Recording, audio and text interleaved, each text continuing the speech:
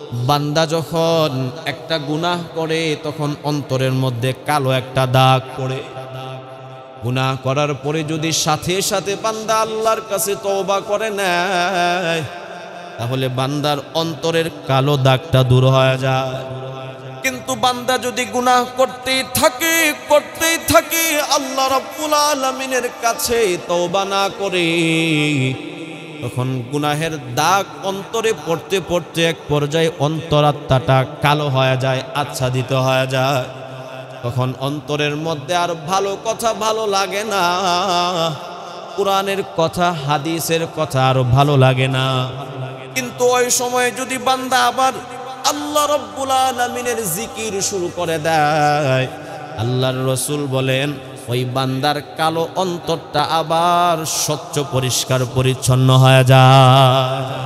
মুসলমান ভাইরা আমার, বুখারী শরীফের মধ্যে হাদিস আসছে, হযরত আবু হুরায়রা রাদিয়াল্লাহু তাআলা আনহু থেকে হাদিস বর্ণিত। তিনি বলেন, ক্বালা আল্লাহু সুবহানাহু ওয়া তাআলা, আল্লাহ রাব্বুল আলামিন বলেন, আনা ইনদা যন্নি আবদি বি, আমার বান্দা আমি আল্লাহর ব্যাপারে যেমন ধারণা করে আমি আল্লাহও তার সাথে ওই রকমই আচরণ করি। আমি যদি মনে মনে চিন্তা করি আমি এত গুনাহ করেছি, হয়তোবা আল্লাহ রাব্বুল আলামিন আমারে মাফ করবেন না, এই হাদিস প্রমাণ করে আল্লাহ রাব্বুল আলামিন আমার সাথে ওই রকমই আচরণ করবে। আর যদি আমি মনে মনে আল্লাহর ব্যাপারে ধারণা করি আল্লাহ রাব্বুল আলামিন তো রহমান, আল্লাহ রাব্বুল আলামিন তো সাত্তারুল উয়ুব, আমি গুনাহ করেছি ঠিক আছে, কিন্তু আমার মালিকের কাছে যদি আমি অন্তর থেকে ক্ষমা চাইতে পারি, আমার মালিক অবশ্যই আমার তওবাকে কবুল করবেন। তাহলে এই হাদিস প্রমাণ করে আল্লাহ রাব্বুল আলামিন আমাকেও ক্ষমা করে দিবে। ওয়া আনা মাহু ইযা যাকারানি, আল্লাহ রাব্বুল আলামিন বলেন বান্দা যখন আমি আল্লাহকে স্মরণ করে আমি আল্লাহ তখন বান্দার সাথে থাকি। ও মুসলমান, এখানে বসে যদি আমরা মনে মনে আমাদের মায়ের কথা চিন্তা করি, আমাদের মা বুঝবে না আমার সন্তানটা আমার কথা স্মরণ করতেছে। এখানে বসে যদি আমি আমার সন্তানের কথা চিন্তা করি, আমার সন্তান যদি আমার পাশে থাকে তারপরেও বুঝবে না আমার বাবা আমার কথা স্মরণ করতেছে।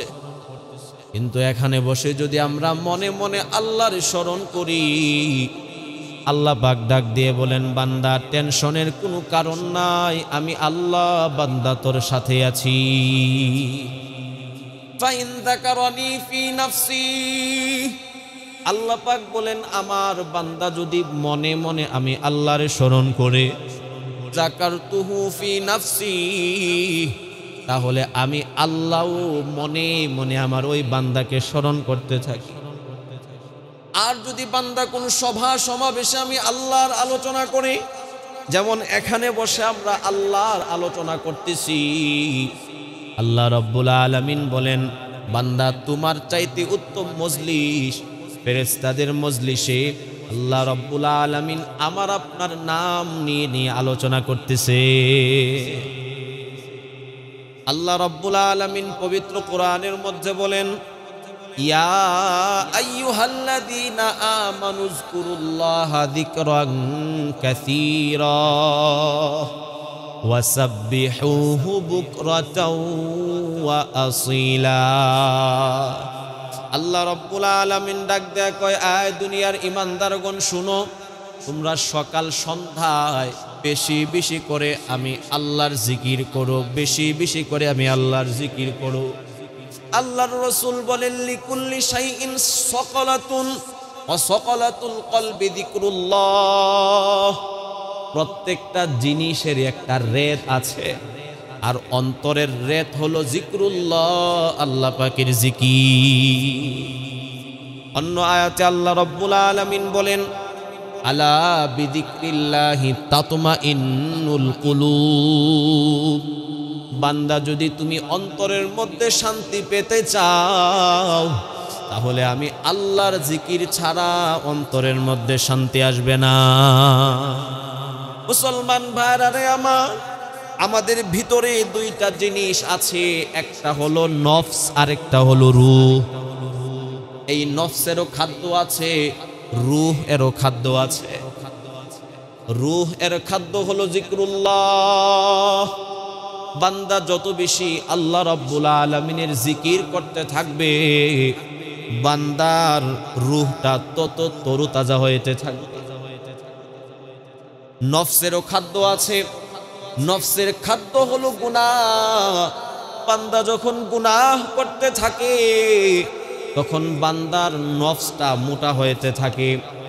এই জন্য অনেক সময় আমরা মনে মনে চিন্তা করি কিছুদিন পরে ভালো হয়ে যাব, কিন্তু দেখা যায় কিছুদিন পরে আর ভালো হতে পারি না, কারণ গুনাহের কারণে আমাদের নফস তো আগের চাইতে আরো মোটা হইতেছে। যেই বান্দার নফস মোটা হয়ে যায়, তার অবস্থা এমন হয়, নফস তার প্রভু হয়ে যায়, বান্দাটা নফসের গোলাম হয়ে যায়। তখন বান্দাটার ইচ্ছা করলেও গুনাহ থেকে বেঁচে ফিরে আসতে পারে না। আল্লাহ রাব্বুল আলামিন এই জন্যই পবিত্র কোরআনের মধ্যে বলেন, ইন্নান নাফসা লাআম্মারাতুম বিসসুই ইল্লা মা রাহিমা রাব্বি।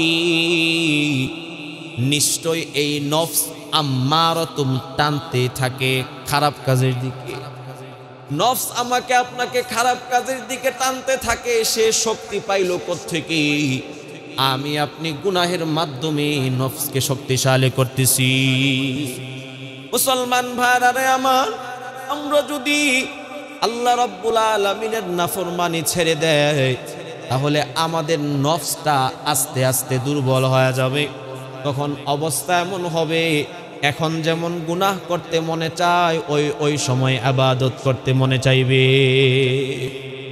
বুখারী শরীফের মধ্যে হাদিস আসছে, হযরতে আবু হুরায়রা রাদিয়াল্লাহু তাআলা আনহু থেকে হাদিস বর্ণিত, বান্দা যখন একটা গুনাহ করে, তখন অন্তরের মধ্যে কালো একটা দাগ পড়ে। গুনাহ করার পরে যদি সাথে সাথে বান্দা আল্লাহর কাছে তওবা করে নেয়, তাহলে বান্দার অন্তরের কালো দাগটা দূর হয়ে যায়।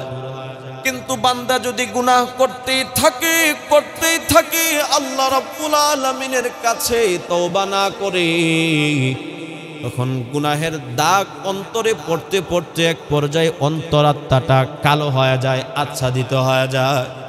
তখন অন্তরের মধ্যে আর ভালো কথা ভালো লাগে না, কোরআনের কথা হাদিসের কথা আর ভালো লাগে না। কিন্তু ওই সময় যদি বান্দা আবার আল্লাহ রাব্বুল আলামিনের জিকির শুরু করে দেয়, আল্লাহর রাসূল বলেন ওই বান্দার কালো অন্তরটা আবার স্বচ্ছ পরিষ্কার পরিচ্ছন্ন হয়ে যায়।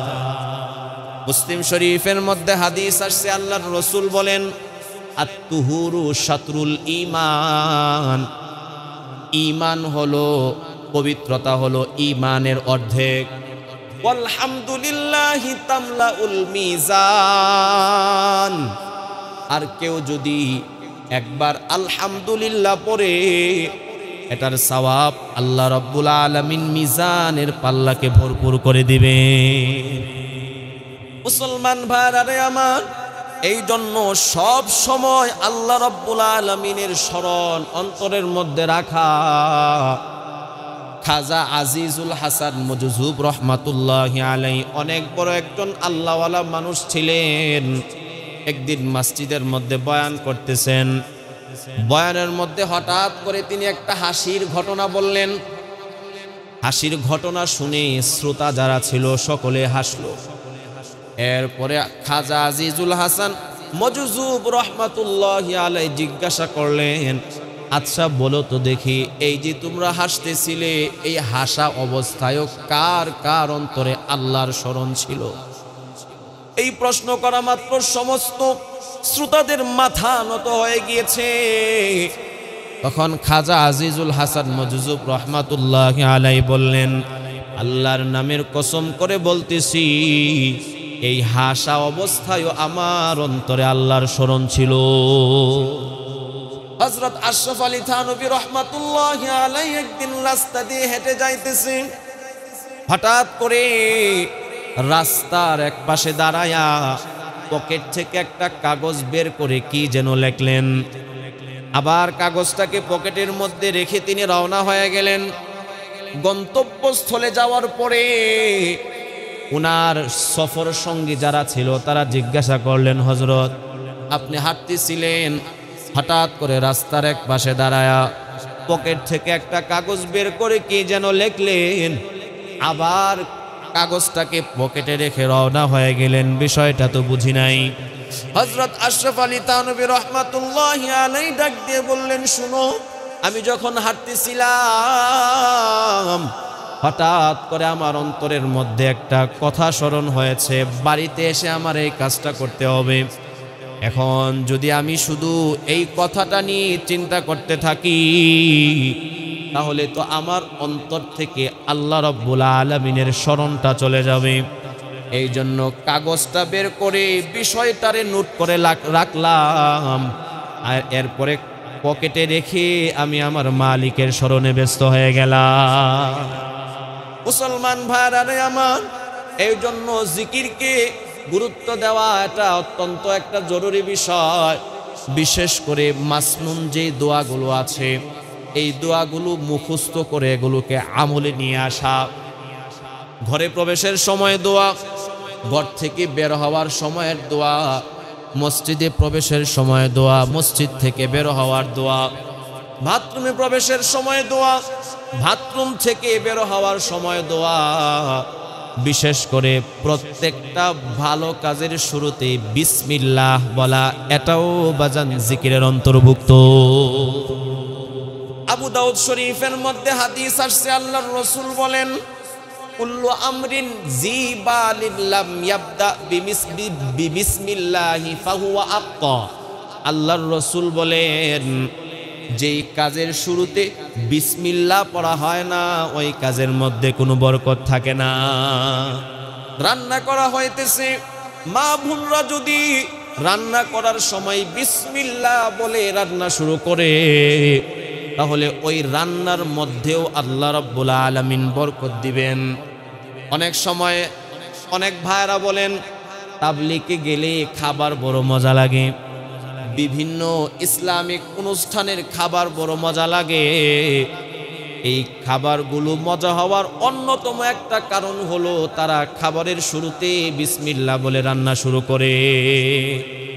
মুসলমান ভাইরা আমার, আপনি একজন ব্যবসায়িক মানুষ, দোকান খুলবেন, দোকান খোলার সময় আপনি বিসমিল্লাহ বলে দোকানটা খুলেন, দোকানটা বন্ধ করার সময় বিসমিল্লাহ বলে দোকানটা বন্ধ করেন।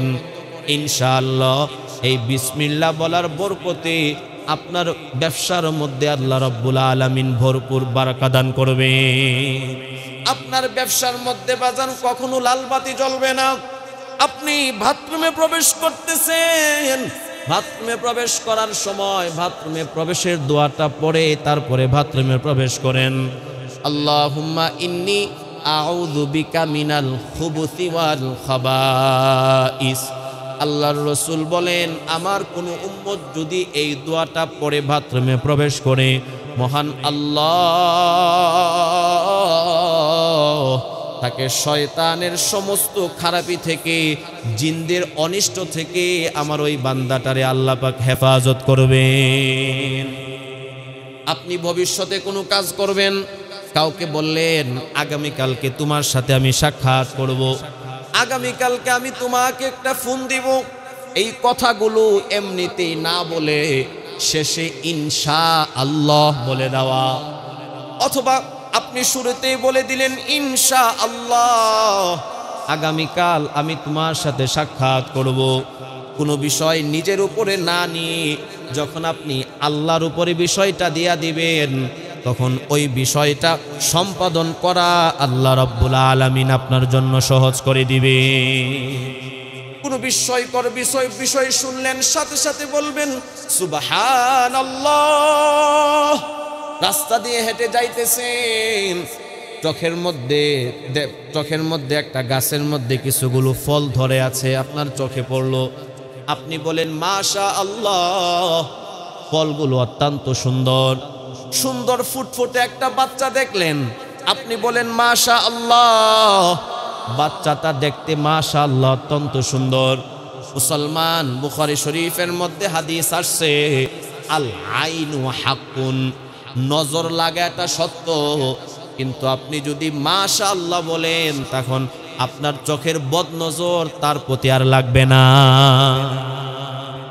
এইরকম ভাবে আপনি যখন যানবাহনে উঠবেন, গাড়িতে পা রাখা মাত্র আপনি বিসমিল্লাহ পড়েন, এরপরে যখন গাড়ির মধ্যে উঠে গিয়ে বসবেন তখন এই দোয়া পড়েন, আলহামদুলিল্লাহ সুবহানাল্লাযী সাখখারা লানা হাযা ওয়া মা কুন্না লাহু মুকরিনিন ওয়া ইন্না ইলা রাব্বিনা লামুনকালিবুন।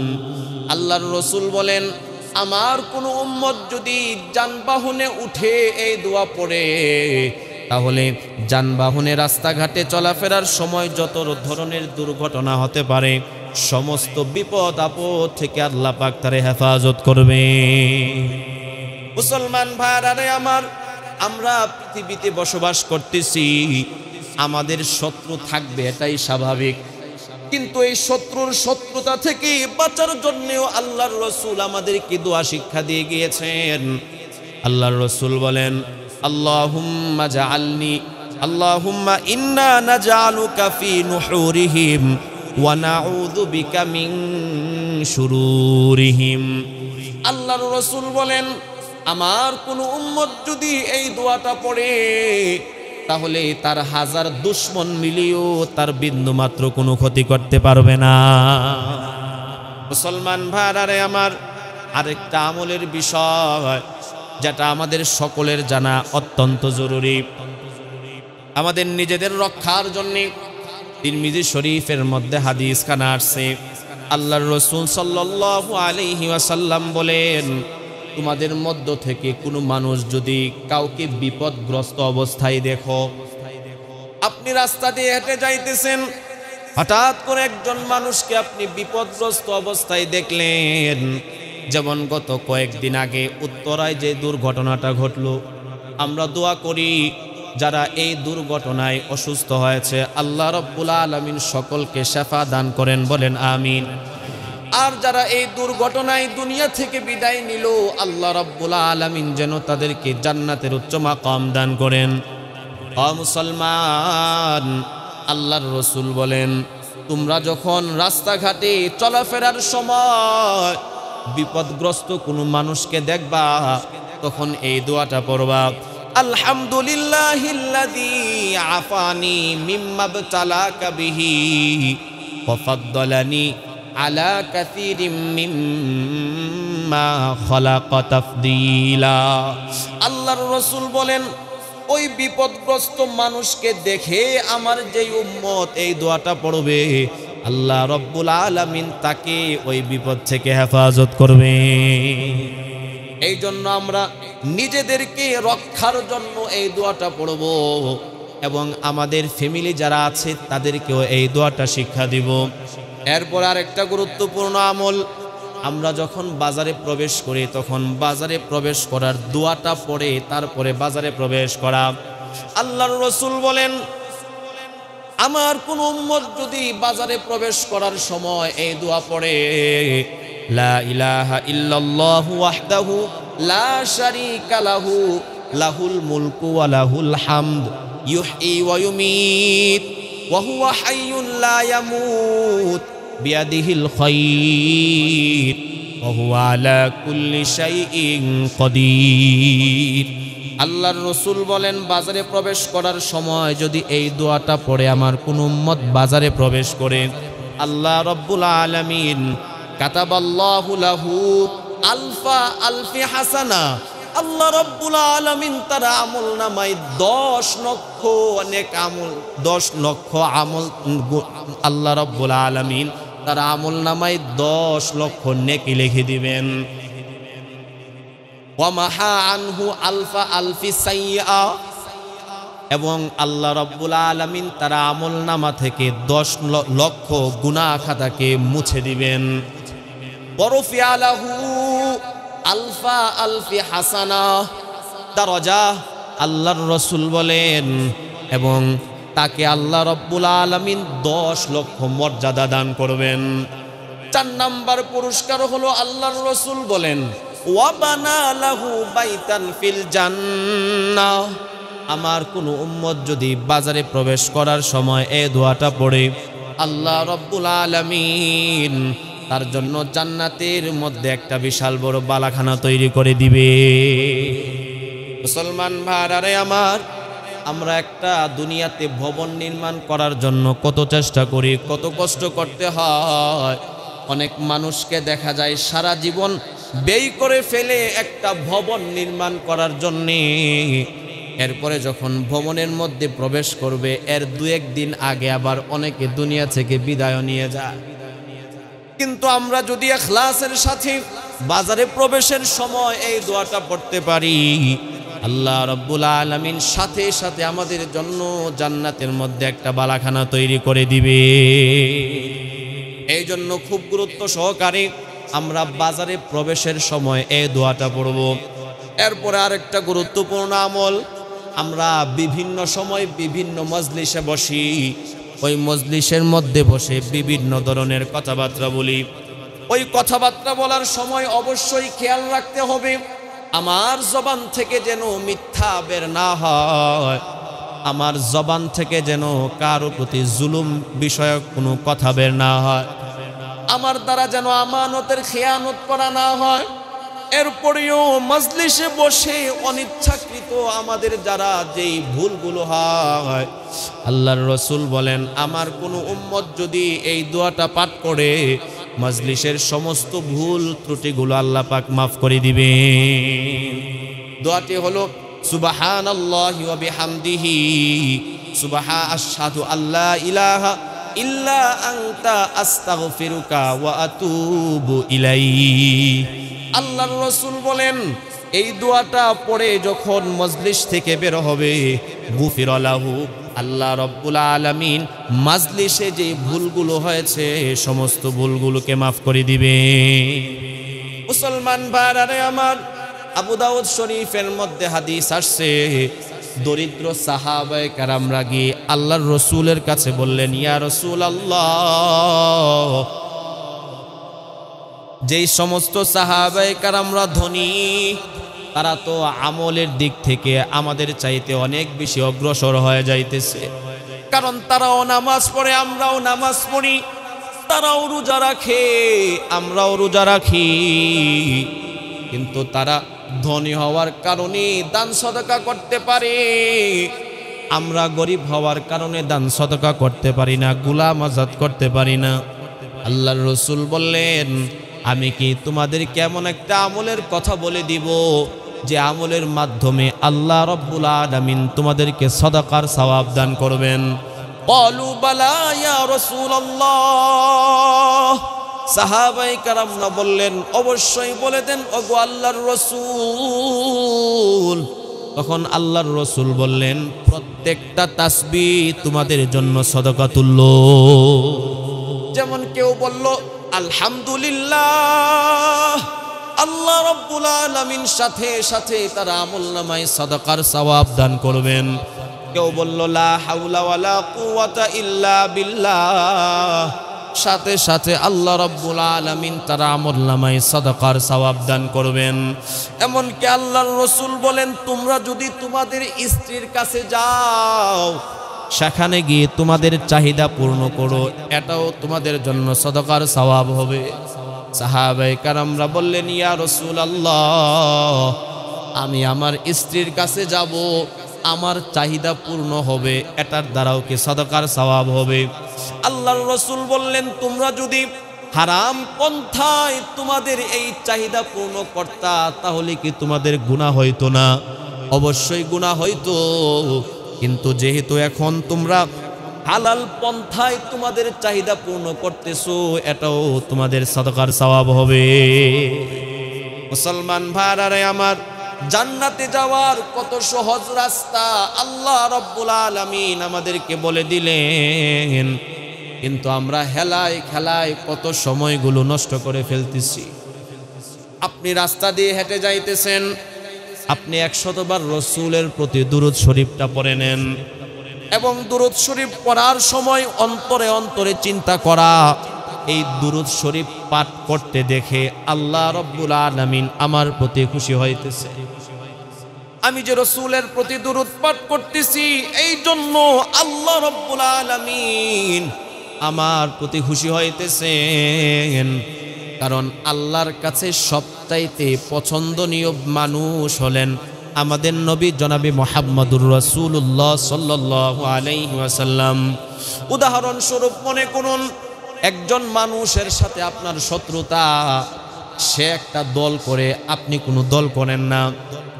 একদিন সে আসতেছে, আপনি তার দলের যিনি প্রধান তাকে নিয়ে যদি প্রশংসা করতে থাকেন, দেখবেন তার অজান্তেই সে আপনারে ভালোবাসতে থাকবে। কারণ সে যাকে মহাব্বত করে আপনি তার প্রশংসা করতেছেন। ঠিক তদ্রূপভাবে আল্লাহ রাব্বুল আলামিনের মহাব্বত পাওয়ার সবচাইতে সহজ রাস্তা হলো রসুলের প্রতি দুরূদ পড়া। কোন বান্দা যদি রসুলের প্রতি দুরূদ পড়ে, আল্লাহর রসুলের প্রশংসা করে, সিরাত নিয়ে আলোচনা করে, তাহলে আল্লাহ রাব্বুল আলামিন তার ওই বান্দাটারে ভালোবাসতে থাকে। আল্লাহ রাব্বুল আলামিনের বিশেষ একদল ফেরেশতা তিনি জমিনের মধ্যে নিযুক্ত করে রেখে দিয়েছেন। তাদের কাজ হলো পৃথিবীর যেই কোনো প্রান্তরে আল্লাহ রাব্বুল আলামিনের কোনো বান্দা যদি রসুলের প্রতি দুরূদ পাঠ করে, ওই দুরূদটাকে সম্মানের সাথে নিয়ে রসুলের সামনে পেশ করা।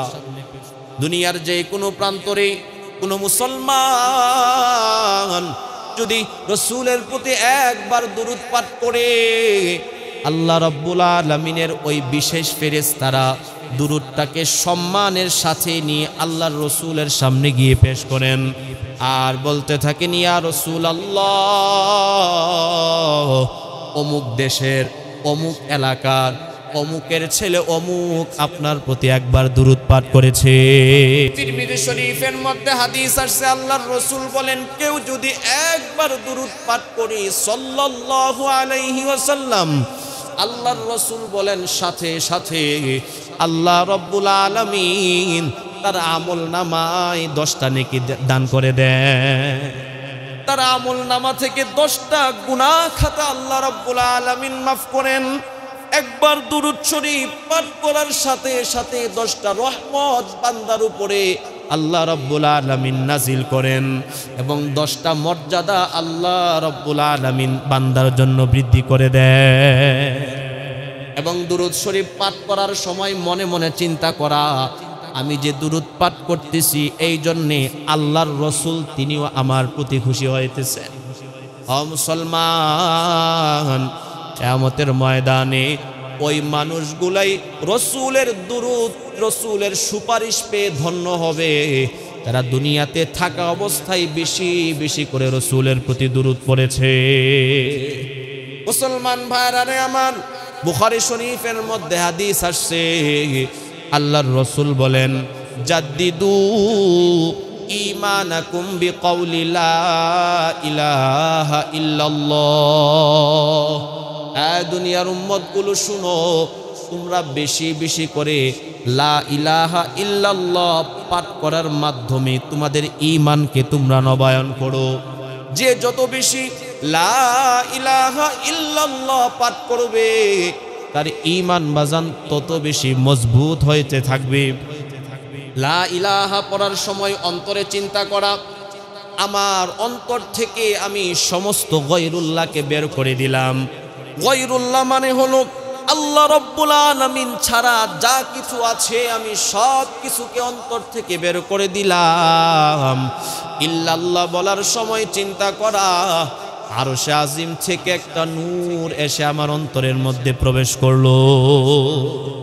মুসলমান ভাইরা আমার, এই জিকির করার সময় তাড়াহুড়া করা যাবে না। জিকির করার সময় চিন্তা করা, আমার জবানের সাথে সাথে আমার ভিতর থেকেও আল্লাহ রব্বুল আলামিনের জিকির করা হচ্ছে, আমার অঙ্গ প্রত্যঙ্গগুলো আল্লাহ রব্বুল আলামিনের জিকির করতেছে, বুক ভরা ভালোবাসা নিয়ে আল্লাহ রব্বুল আলামিনের জিকির করা, তখন দেখবেন জিকিরের মধ্যে স্বাদ আসবে, জিকিরের মধ্যে মজা আসবে। এই জন্য দৈনন্দিন 10 থেকে 15 মিনিট সময় আমরা জিকিরের জন্য আলাদা রাখতে পারি না ইনশাআল্লাহ? 10 থেকে 15 মিনিট সময় নিয়ত করেন, আমি নিয়মিত আল্লাহ রব্বুল আলামিনের জিকির করব। আল্লাহ রব্বুল আলামিন পবিত্র কোরআনের মধ্যে বলেন, ওয়ালা যিকরুল্লাহি আকবার। আয় বান্দা শুনো, আমি আল্লাহর জিকির এটা সবচাইতে বড়। মুয়াজ্জিন নামাজের সময় আজান দিল, হাইয়া আলাস সালাহ, আসো কল্যাণের দিকে আসো, আসো শান্তির দিকে আসো। ওই সময় দুনিয়ার অন্যান্য সমস্ত কাজকর্মগুলোকে বাদ দিয়ে আল্লাহ রব্বুল আলামিনের কুদরতি ডাকে সাড়া দিয়ে আল্লাহর ঘর মসজিদে এসে জামাতের সাথে নামাজ পড়া, এটাই আপনার জন্য সবচাইতে তখন বড় বিষয়। ওয়ালা যিকরুল্লাহি আকবার। আল্লাহ পাক বলেন, দুনিয়ার মধ্যে যা আছে সব কিছুর চাইতে আমি আল্লাহর জিকির বড়। মুসলমান মনে রাখতে হবে, এই জিকির করার সময় প্রথমে অন্তরের মধ্যে মজা আসবে না, এটাকে অভ্যাসে পরিণত করতে হবে। উদাহরণস্বরূপ মনে করুন, যারা পান খেয়ে অভ্যাস, তাদের কাছে অন্য কিছু ভালো লাগে না, কারণ তারা পানে মজা পেয়ে গিয়েছে। আমরা তো অসুস্থ, যার জ্বর উঠলো, আপনি যদি তার কাছে মিষ্টি জিনিস দেন, দেখবেন তার কাছে মিষ্টি জিনিসগুলো তিতা লাগবে, কারণ সে অসুস্থ। গুনাহের কারণে বাজান আমরাও তো অসুস্থ হয়ে আছি, যার কারণে আল্লাহ রাব্বুল আলামিনের জিকির প্রথমেই মজা লাগবে না।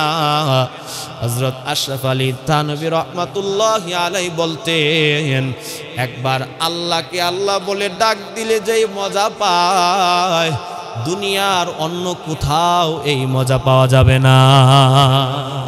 কিন্তু আজকে আমরা দুনিয়ার পিছনে দৌড়াইতে দৌড়াইতে জিকিরের স্বাদ, কোরআন তেলাওয়াতের স্বাদ, দোয়া মুনাজাতের স্বাদ পাইতেছি না।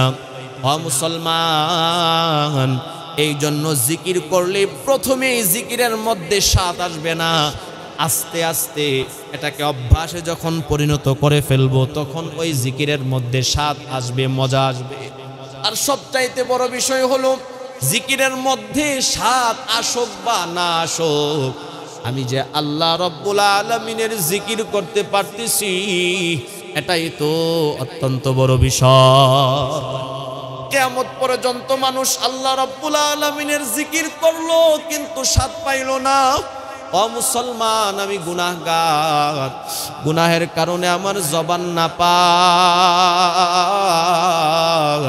গুনাহের কারণে আমার হাত নাপাক, গুনাহের কারণে আমার চক্ষু নাপাক, গুনাহের কারণে আমার সমস্ত অঙ্গ প্রত্যঙ্গগুলো নাপাক। এই নাপাক প্রত অবস্থায়ও যে আমি আমার মালিককে ডাকতে পারতেছি, আল্লাহ রব্বুল আলামিন যে আমার ডাক দেওয়ার সেই সুযোগটা করে দিতেছেন, এই নিয়ামতের শুকরিয়া বাজান আমরা কি আদায় করব? একজন সাধারণ মন্ত্রীর নাম যদি নিতে হয়, তাহলে তার আগে তার নামের শুরুতে কতগুলো টাইটেল ব্যবহার করতে হয়। একজন সাধারণ সম্মানিত মানুষের নাম যদি তার সামনে আপনি বারবার নিতে থাকেন, তার কাছে বিষয়টা কষ্ট লাগবে। কিন্তু আল্লাহ রব্বুল আলামিন আমাদের জন্য কত সহজ করে দিলেন। আল্লাহ পাক বলেন, বান্দা আমার নামটা নিলে আমি আল্লাহ তোর প্রতি খুশি। মুসলমান ভাইরারে আমার, এই জিকিরের মধ্যে সবচাইতে উত্তম জিকির হলো কোরআন তেলাওয়াত করা। আল্লাহর রাসূল বলেন, আফজলুজ যিকরু তিলাওয়াতুল কোরআন। সবচাইতে উত্তম জিকির হলো আল্লাহর কোরআন তেলাওয়াত করা। কিন্তু আফসোসের বিষয় হলো, বহু ফ্যামিলি এমন আছে যাদের ঘরের মধ্যে আল্লাহ রাব্বুল আলামিনের কোরআনটা নাই। ঘরের মধ্যে টেলিভিশন তো ঠিকই আছে, ঘরের মধ্যে ওয়াইফাইয়ের লাইন তো ঠিকই আছে, এগুলো ঘরের মধ্যে বরকত আসার মাধ্যম নয়। আমি যদি আমার ঘরের মধ্যে আল্লাহর কোরআনটাকে রাখি, আমি যদি আমার ঘরের মধ্যে রসুলের হাদিসের কিতাবগুলো রাখি, আমি যদি আমার ঘরের মধ্যে কোরআন হাদিসের গবেষণাকৃত মাসআলা মাসাইলের বইগুলো রাখি, এগুলো আমার ঘরের মধ্যে বরকত আসার মাধ্যম। উদাহরণস্বরূপ মনে করুন আপনি একটা বই লিখলেন, 1000 কপি ছাপানো হলো, এগুলো বিক্রি হয়ে গিয়েছে। অনেক দিন পরে আপনি আপনার বন্ধুর বাড়িতে গিয়েছেন, সেখানে গিয়ে দেখেন আপনার বন্ধু আপনার সেই লিখিত কিতাবটাকে ক্রয় করে সুন্দর করে সযত্নে তার শোকেসের মধ্যে সাজিয়ে রেখেছে। এটা দেখে আপনার অন্তরের মধ্যে আনন্দ লাগবে কি লাগবে না? এতদিন পর্যন্ত আপনার বন্ধুর প্রতি আপনার যে ভালোবাসা ছিল, আপনার লিখিত কিতাবকে সযত্নে শোকেসের মধ্যে সাজিয়ে রাখার কারণে আপনার বন্ধুর প্রতি আপনার ভালোবাসা আগের চাইতে আরো 1000 গুণ বেশি বেড়ে যাবে। ও মুসলমান, কোরআন এটা তো আল্লাহ রাব্বুল আলামিনের কিতাব, কোরআন এটা আল্লাহ রাব্বুল আলামিনের কথা। আমরা যদি সযত্নে আল্লাহর কোরআনটাকে আমাদের ঘরের মধ্যে রাখতে পারি, তাহলে অবশ্যই এই কোরআনটা আমাদের ঘরের মধ্যে বরকত আসার মাধ্যম হবে। আবার অনেকে এমন আছে কোরআনটা ঘরের মধ্যে রাখে ঠিক আছে, কিন্তু বছরে একবারও কোরআনটা খুলে তেলাওয়াত করার সময় হয় না। এরপরে কোরআনের মধ্যে ধুলাবালি ময়লা জমে থাকে। কোরআনের গায়ে যে গিলাফটা পরানো হয়, এটা 20 টাকা 30 টাকা গজের কাপড়। ও মুসলমান, আমরা তো আমাদের গায়ে এত দামি দামি পোশাক ব্যবহার করি, আল্লাহর কোরআনের গায়ে পোশাক এত নগণ্য কেন? এগুলো বহুতই আফসোসের বিষয়। আবার অনেকে আছে কোরআনকে একেবারে আলমারির উপরে ধুলাবালির মধ্যে রেখে দেয়। ঘরের যে থালা বাসনগুলো আছে, এগুলো সাজিয়ে রাখার জন্য আপনি সেগুন কাঠ দিয়ে শোকেস বানাইতে পারলেন, আর আল্লাহর কোরআনটাকে আপনি আলমারির উপরে ধুলাবালির মধ্যে রেখে দিলেন। তাহলে আপনি আল্লাহর কোরআনকে বেশি মূল্যায়ন করলেন না ঘরের থালা বাসনকে বেশি মূল্যায়ন? মুসলমান, মনে রাখবেন, যেই ঘরের মধ্যে আল্লাহর কোরআন অবহেলিত হয়, ওই ঘরের মধ্যেও শান্তি হয়। এই জন্য আমরা প্রতিদিন কিছু সময় আল্লাহর কোরআন তেলাওয়াত করব, কিছু সময় আল্লাহ রাব্বুল আলামিনের জিকির আজকার করব, এবং মাসনুন যেই দোয়াগুলো আছে ওই দোয়াগুলো মুখস্থ করে এগুলো আমলে নিয়ে আসব। তখন ইনশাআল্লাহ এই দোয়াগুলোর বরকতে আল্লাহ রাব্বুল আলামিনের সাথে আমাদের একটা সম্পর্ক হবে। আল্লাহ পাক আমাদের সকলকে যেই কথাগুলো বলেছে আমলের তৌফিক দেন, বলেন আমিন।